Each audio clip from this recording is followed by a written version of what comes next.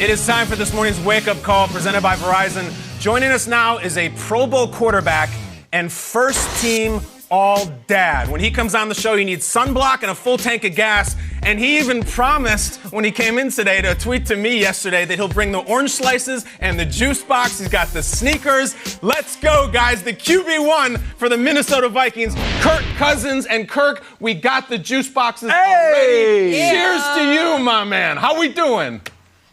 I'm doing really well. Looking forward to week one now and it being the real thing.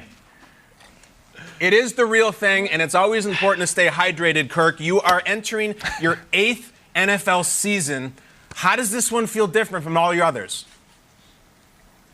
Well, I think it does help to truly be a vet now. I feel like as I've grown up in the league, each year has been taking another step, and now year 8, I really do feel like an elder statesman, and that's got to count for something.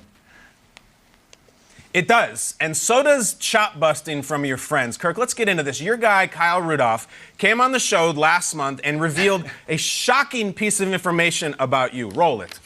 To me, it's a combination of his conversion van and not just driving a conversion van, but then a guy that signed over $100-something million in guaranteed contracts has also got advertising on his conversion van.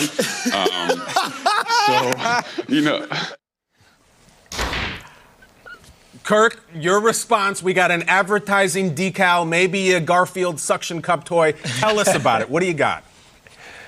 Well, those decals are no longer on the van, but they did make a donation to my foundation. That was really the point, was the charitable component. But, you can't really put that on the back of the van. By the way, this is a charitable partnership. But, yeah, I can understand the optics didn't look great on that one. So, but the van still is there in the garage. It's not being driven too much, but it's still there.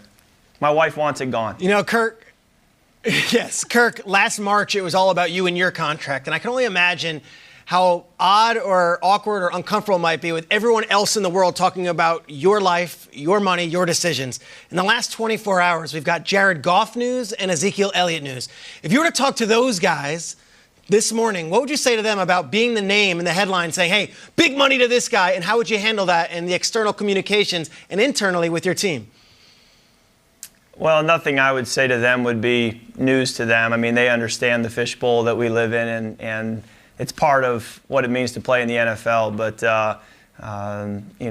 what you have to understand, and I said it at my introductory press conference, is that the next guy is always going to sign for more. And so you're the topic for a week, for a few weeks, for a month, for a season. But pretty quickly, the next quarterback is up. And Drew Brees and Phillip Rivers will sign deals this next offseason that'll surpass those deals and blow them away. And so it's a constant process. The salary cap is growing. Pretty soon, these guys' deals will be outpaced, and they'll be, budget deals that'll have to eventually be redone, and that's just the way it's going to be. And so the key is go out, play good football, focus on what you can do to help your team win games. Everything else takes care of itself. I said this off camera. I love you as a player, and I respect you as a businessman. Well done throughout your career, and you still have many more years to get paid. But you also made some other news, though, some serious news over the summer when you called out your rookie center, Garrett Bradbury, for excessive sweating and, let's just say, an area crucial to the quarterback, commonly known as a swamp butt. So how has his snapping been, and has he fixed the little perspiration problem? So Garrett promised me that on game day it's not an issue. He said, going back to my college days, this was an issue at practice. You're not the only quarterback to complain. But he said on game day, it's never been a problem. And sure enough, we've had 3 preseason games together playing, and it was not an issue. So I'm here in week 1, getting ready, expecting it to be a non-factor. But we do have him changing shorts in each practice about halfway through practice. Whoa! That's breaking news, Kirk. Wow. Okay. Biggest response of the interview. Perfect. Wow.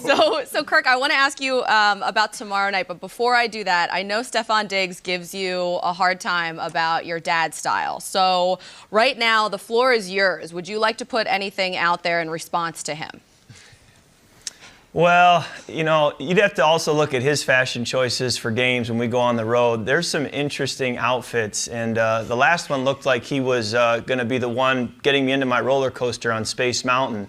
But apparently that's the latest, greatest fashion. So I gave him a hard time for that one. But I told him we need to go shopping together. I need to pick him an outfit for a game, and he needs to pick me an outfit for a road trip to a game. And then we could kind of do the different strokes thing and see how it goes.